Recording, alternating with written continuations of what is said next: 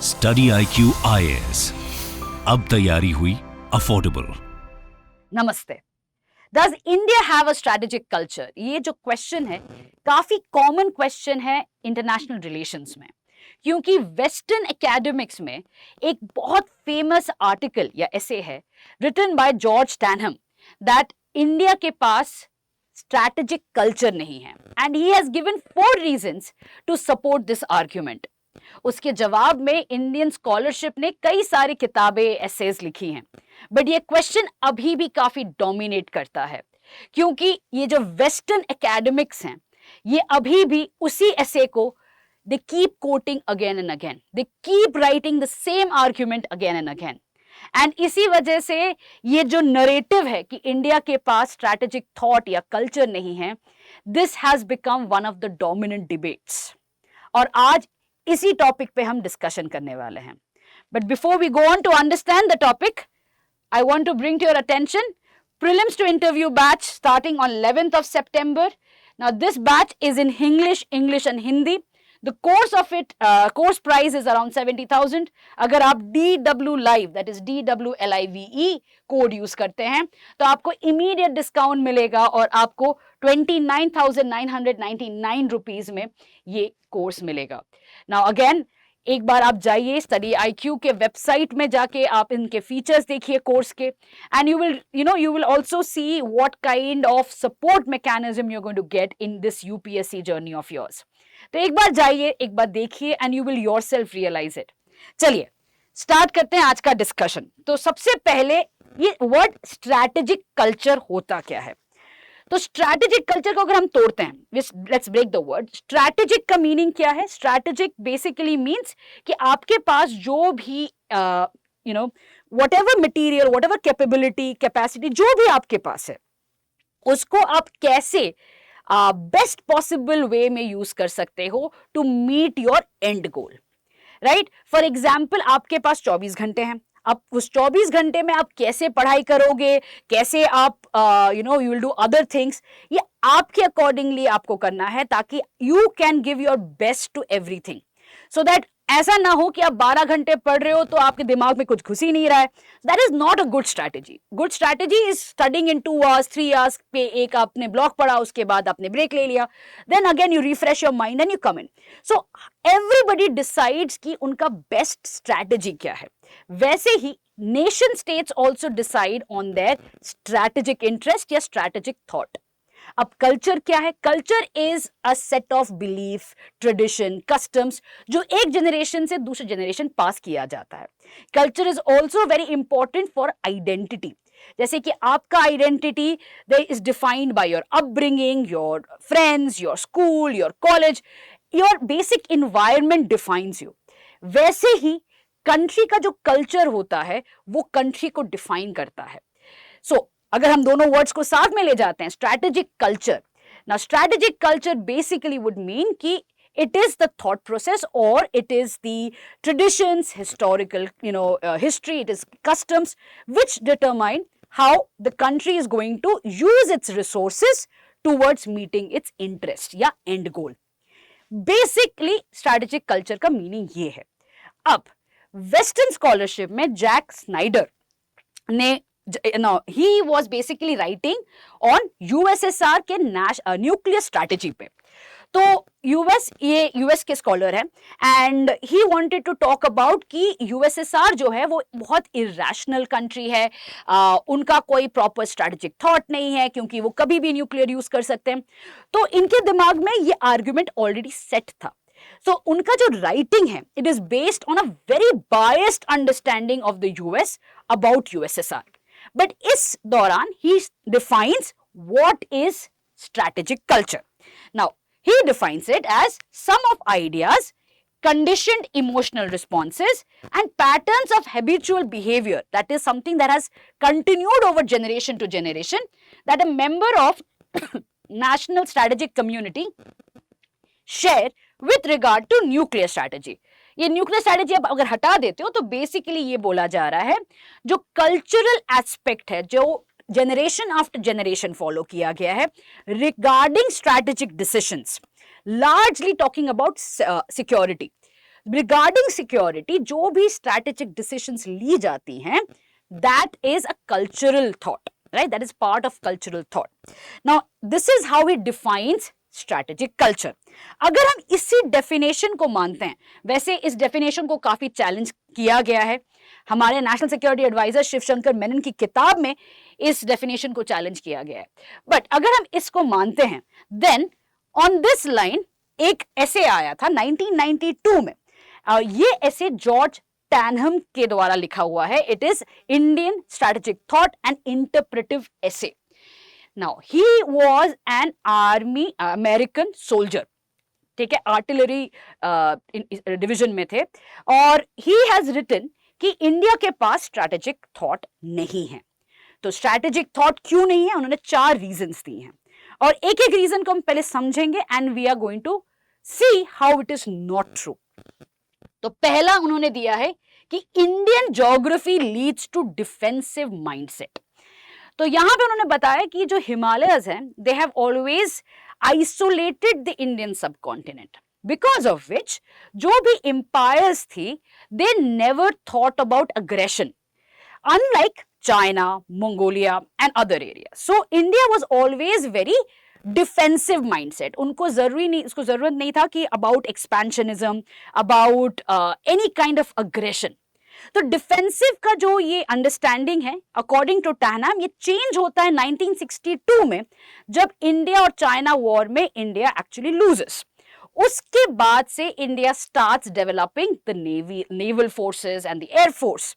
But तभी भी ये continental mindset, that is looking at the neighbours only from the land area, ये नहीं जाता है. And he argues that India इसी वजह से कभी भी ग्रो नहीं करेगा as a power in the world order. Now the response to this point, because ये जो idea है, he is basically looking at India from a very narrow prism. Because if you look at India, Indian history में ऐसे कई examples हैं जहां पे kingdoms had powerful navies. For example, we have the Cholas. Cholas के समय पे there was the first Indian Navy. Now, of course, the Navy was used for trade, but इस trade के दौरान भी soldiers जाते थे to protect the trade.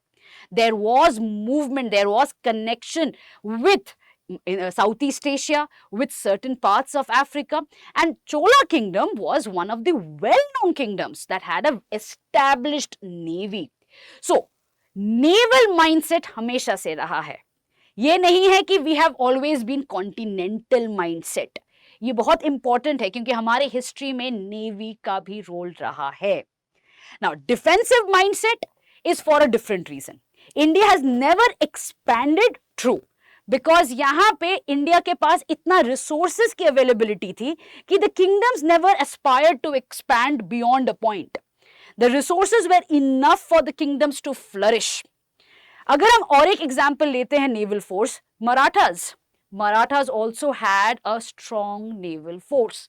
That means maritime security culture was existent in India.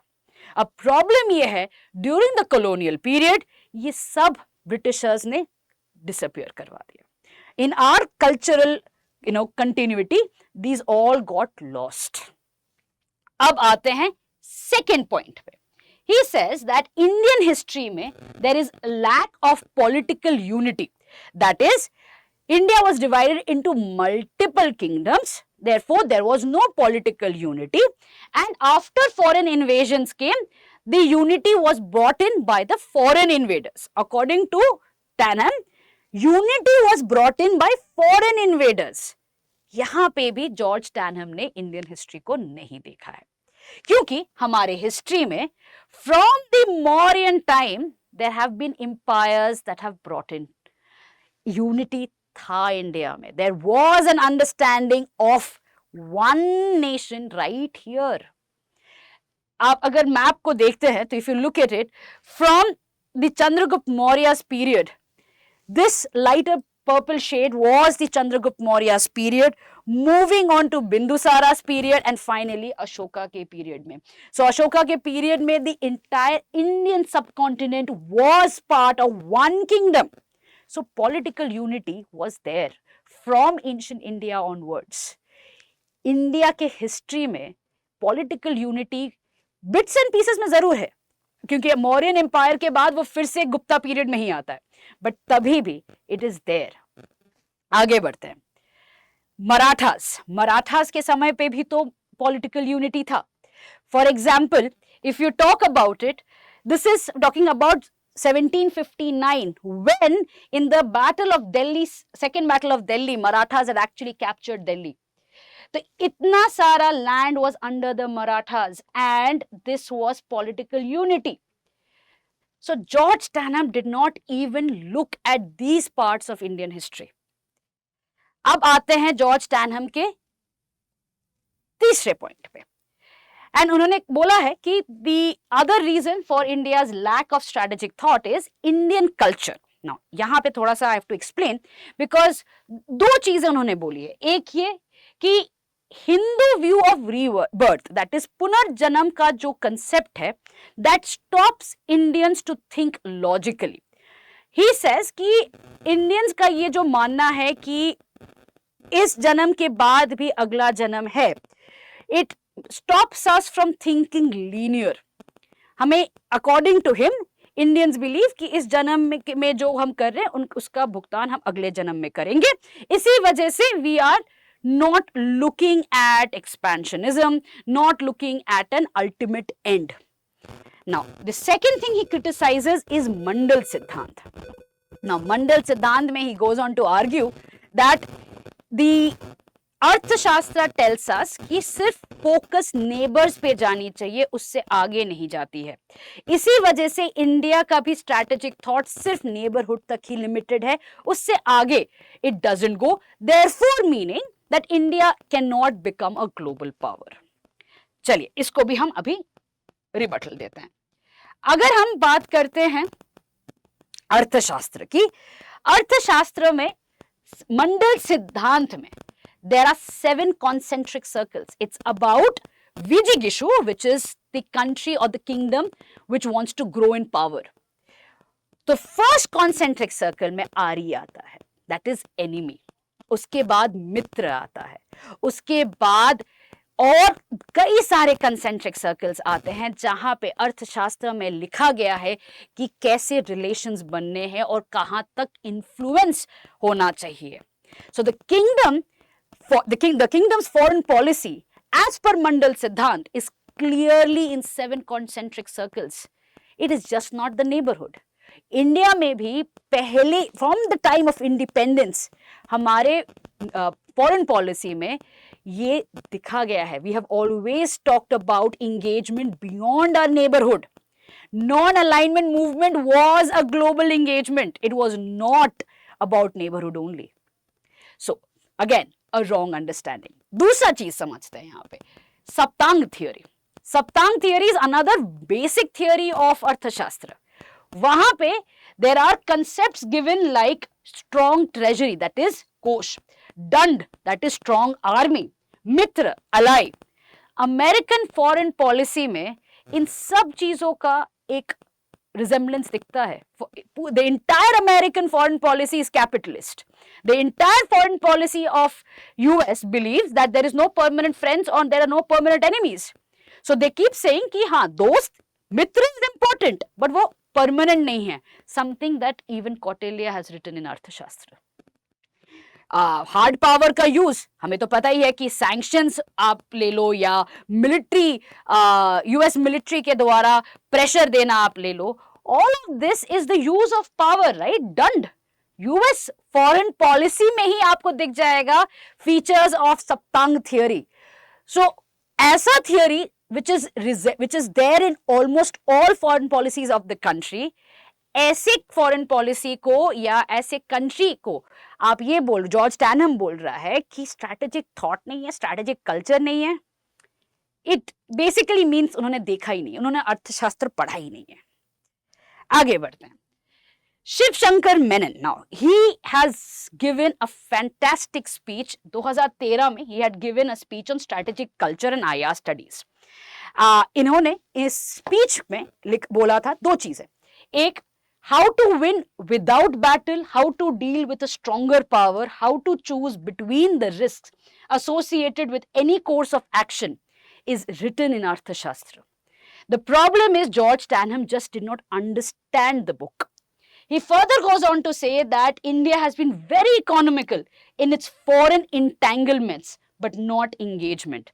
तो India ने हर country के साथ रिलेशन बनाया है, स्ट्रॉन्ग रिलेशन, बायलैटरल रिलेशन बनाया है, बट कभी भी कोई भी इंटेंगलमेंट में नहीं फंसा है. So now I also want to refer to his book Choices. Now ये किताब शिव शंकर मेनन की है, and इस किताब में he has written again page number 198 में he has said कि Indian strategic thought या culture is marked by a combination of boldness in conception, caution in implementation, by the dominant and determining role of the Prime Minister, by a fundamentally realistic approach, by comfort in a plural and diverse world, and most consistently by a consciousness of India's destiny as a great power.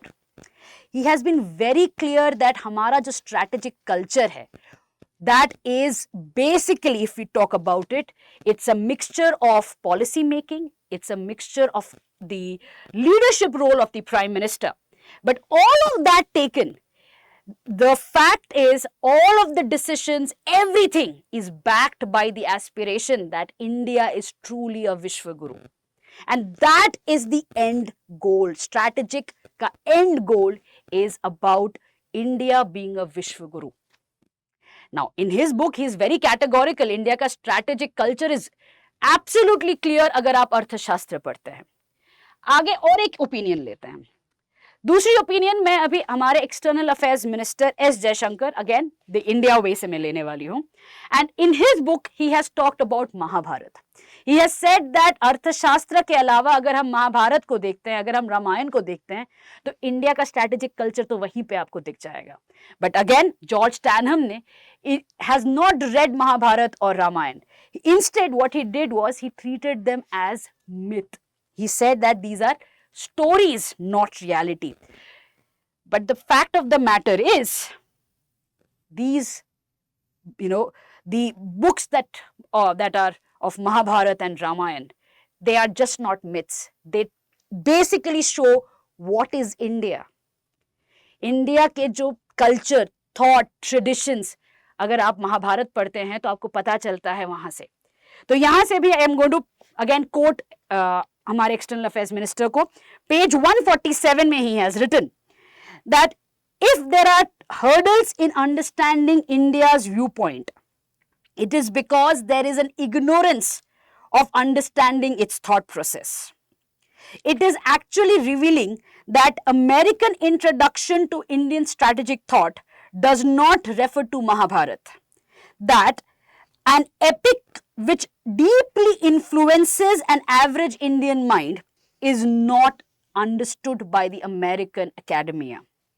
He goes on to argue that Mahabharata is an epic which has a graphic account of real life situations and inherent choices made during crisis. The courage required to implement policy is perhaps written in the most famous section of Mahabharata, that is the Bhagavad Gita. Finally, he writes in page number 67 that as Indians prepare for greater contribution, they must rely on their own traditions and not believe the Western narrative.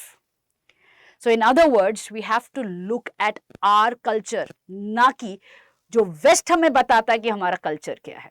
हमारे culture में जाना चाहिए हमें strategic thought ढूंढने के लिए, because हमारे पास ऐसे कई एपिक्स है. हमारे पास Arthashastra, Ramayana, Mahabharata, there are so many epics that tell us what our culture is. It can not be the westerners who are going to tell us what we are. Let's go to the final point of George Stanham. So if we go to the last and the fourth point, he says that the British rule actually led to a lack of indigenous strategic concepts. कि colonial period के वजह से कोई indigenous strategic concept का it could not start. There was no chance of an inception, कोई push नहीं था. इसीलिए India after independence British thought को ही अपना स्ट्रैटेजिक थॉट मान लेता है. अगेन, कोलोनियलिज्म ने इंडिया से बहुत कुछ लूटा है. Not only the wealth of India, but also its culture, also the language, also millions of Indians who died of starvation. Colonial rule में इंडिया का जो आइडेंटिटी है वही हमसे छीन लिया है. But strategic thought, it has not been able to take away. Problem ये है कि जो वेस्टर्न आइडिया ऑफ इंडिया है वो ब्रिटिश कॉलोनियल पीरियड को देख के हुआ है. The understanding of India has been dominated by the colonial period, not by what we are, not by our history. And that is a bigger problem of this narrative. Does India have a strategic culture? So, by this discussion, I can assure you, और आपको भी पता चल गया होगा कि India does have a strategic culture. For example, हम जो आज के दिन में बात करते हैं strategic autonomy की, balancing act between US and Russia, between US and China, between Quad and BRICS, between Quad and SCO, we are balancing our strategic interests. ये क्या है? ये हमारा strategic culture ही है जो आज के दिन पॉलिसी के थ्रू आता है. Neighbourhood first policy, connect central Asia policy, act west policy, सब में आपको दिखेगा अर्थशास्त्र के ग्लिम्स. जैसे इंडिया जब भी कोई क्राइसिस होता है, हमारे प्रधानमंत्री ने कहा है ना, this is not the era of war, dialogue and diplomacy से बात हो सकती है. ये क्या है? ये तो महाभारत में सबसे बड़ी सी. Again, we are taking what we are today is part of a strategic culture, and it is time that we go back to understanding कि ये कल्चर आया कहाँ से है एंड ये कैसे हम इसको और अपने पॉलिसी में we can put into it. We have to be proud of our strategic culture, not accept what the Westerners say. With this, we come to an end to today's discussion. Thank you. StudyIQ IAS. अब तैयारी हुई affordable.